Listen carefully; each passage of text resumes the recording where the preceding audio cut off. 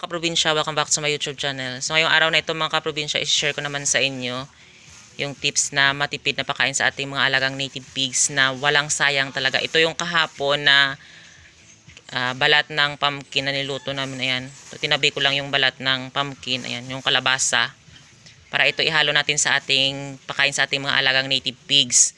Para meron silang sustansya na makukuha at panlaban na rin sa inyong system sa pabago-bago ngayon ng klima. So tara mga kaprobinsya, samahan niyo ako at pakita ko sa inyo yung pagpapakain ko nito ng pumpkin sa aking mga alagang native pigs, yung kanyang balat.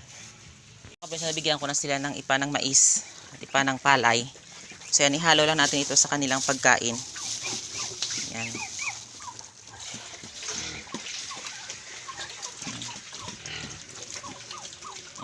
Ayan, kinakain nila.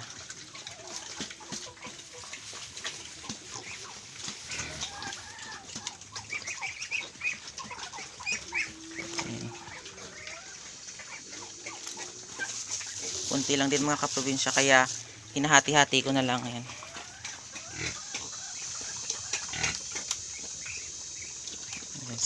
Ayan. Yung mga makukulit na mga itik.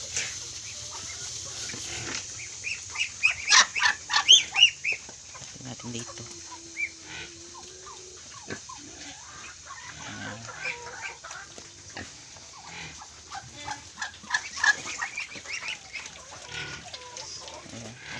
Kainin.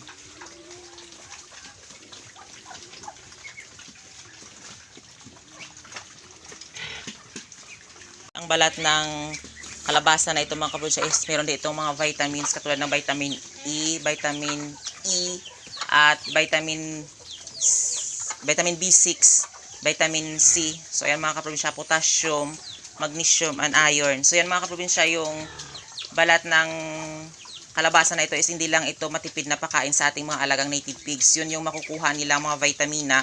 So ayan, na hindi na tayo pabibili ng gamot kasi yung ating mga pinapakain sa kanila is meron ng dagdag na sustansya. Kahit ipa lang ng mais at ipa ng palay, so meron sumusuport na vitamins silang makukuha dahil sa mga balat na ito, na hindi sayang na pakain sa hindi sayang na yung iba kasi tinatapon nila. So dito kapag meron kayong mga alagang native pigs, manok or alagang itik at pato, pwede nyo itong i-chop na maliit at ihalo sa darak ng mais o darak ng palay para dyan meron silang makukuha ng mga vitamina. Katulad ngayon mga kaprobinsya, dito sa amin is mabago-bago yung klima, minsan umuulan, minsan umiinit. So yung ng singaw ng lupa mga kaprobinsya is makukuha din yan ng ating mga alagang native pigs. So ma-absorb ng kanilang katawan. So kapag meron silang mga vitamins na pananggala sa kanilang katawan is hindi talaga sila makakapitan ng sakit. So katulad dito sa amin ngayon, uso na din yung sa kabilang bayan is meron na ding mga ESF na nasalanta na yung sila ng mga ESF na mga sakit. Pero dito sa amin mga kaprobinsya is awa ng Diyos, hindi kami dito na apektuhan kasi yung pinapakain namin is hindi commercial feeds. Merong darak lang ng mais, palay at saka kangkong at trikantera. So ayan, sa awa ng Diyos kahit pa paano, ito na yung ating mga alagang native pigs. Although ito yung isa maliit, pero nakakasurvive rin mga kaprobinsya. So yan lang mga kaprobinsya, sinishare ko lang sa inyo yung mga ganyang pakain sa ating mga alagang native pigs na hindi sayang na itatapon lang natin at mabubulok lang, pero pwede palang ipakain sa ating mga alaga.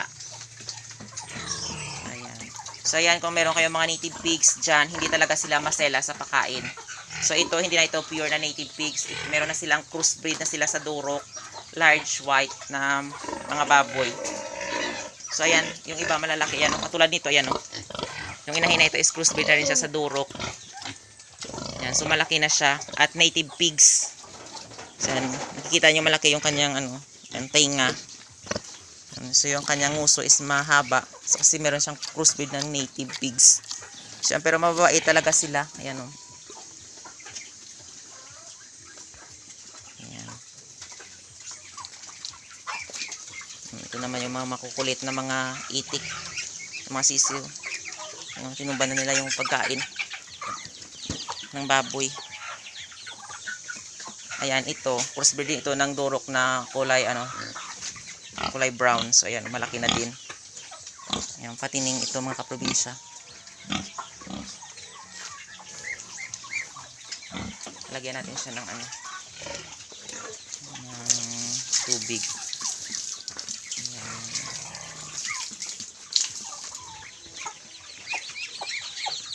At dito naman is 3 months ito. Ayan. Simula nung pinanganak siya mga kaprobinsya. Ayan, malaki na din. So yan, sinasanay ko din siya na pinapakain ng ano, ng mga balat ng kalabasa, saging, ayan, mga Indian mango. So kasi mga kaprobinsya, ito is pambayad lang ito sa binulugan ng barako. So hindi siya nasanay. So nasanay siya sa mga commercial feeds. Pero ngayon, dahil dito is sa mga 1 month na siya sa akin, so nasanay ko siya na pinapakain ng mga ganyang pakain. Kahit para makatipid tayo mga kaprobinsya at hindi na tayo bibili pa ng mga gamot-gamot na pang support. So yan, ito na lang gagamitin natin. Kaya kasi minsan, yung iba kasi ng mga nag-aalaga ng baboy, sinishare din nila na minsan daw sa mga gamot at sa pakain daw ng mga commercial, napakain daw nagsimula yung mga sakit ngayon. So yan mga kaprobinsya, mag-ingat talaga tayo sa pinapakain natin sa ating mga alagang native pigs or sa mga alaga nating mga hybrid na mga baboy na. So ayan. So meron din ako nakita na isang farm na meron silang hybrid na mga baboy na pinapakain talaga nila ng kangkong yung mga kaprobinsya kasi natakot sila sa mga commercial na pakain. So ayan. So ayan mga kaprobinsya, maraming salamat sa walang sawang pagsusupport at panonood nyo sa aking YouTube channel. And don't forget to like, share, and subscribe to my YouTube channel. Thank you for watching and happy farming!